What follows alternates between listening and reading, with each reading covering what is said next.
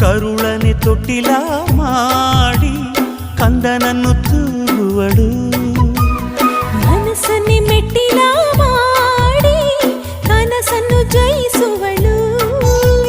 ಕೊನೆಗೆ ಕೊನೆಯಲ್ಲಿ ತಾಯಿ ಪ್ರೀತಿಗೆ ಕೊನೆಯಲ್ಲಿ ಜೊತೆಗೆ ಇದ್ದರು ಇಲ್ಲದಿದ್ದರು ಈ ಪ್ರೀತಿ ಬದಲಾಗದು.